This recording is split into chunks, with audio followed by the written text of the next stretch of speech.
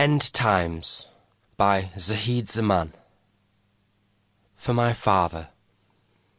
End Times. Zahid was up late again. Another hour marched on the clock, and he was still tussling in his mind with chemical concepts. The exam was in 2 days' time, and Zahid was in the 2-bedroom rented house, all alone. Studying. It's all he ever did, but he was facing his final exams and need to score highly to get to Merconi, which he had his heart set on. Zahid let the clock march on. 11 p.m, 12 p.m, 1 p.m.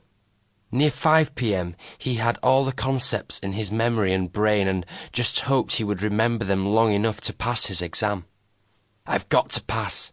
Merconi is at the cutting edge of scientific investigation and innovation. If I get in there, I will be set for life.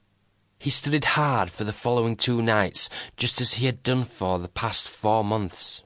Nobody disturbed him, for he had rented precisely this house because he knew he would be the only one occupying it for that short amount of time he needed to revise and study.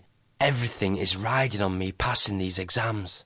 He smiled as he thought how proud his parents and how envious his friends would be of him when he got his results.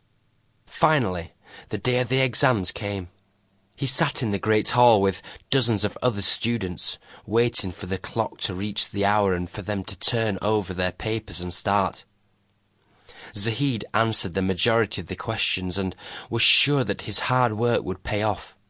At the end of the exam, he got up with a relief and walked away. It would be another 2 months before the results came in, and the time for Zahid passed agonizingly slowly.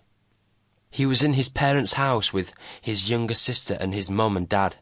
He knew his parents worried for his little sister, who was now 12, and would diligently paint and draw.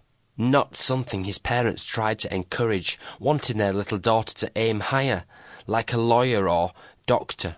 They all hoped it was just a phase and she would grow out of it, but none of them knew for certain. A news story on the TV caught Zahid's interest. A scientist had committed suicide, but what caught Zahid's attention the most was that the scientist had worked for the company which Zahid had sent his application to just the previous day. But that wasn't all the story. It went on to say a total of 10 scientists working at the company had died in the past 5 years, and some of them in dubious circumstances. That's alarming, and I'm going to have to watch my back. Sample complete. Ready to continue?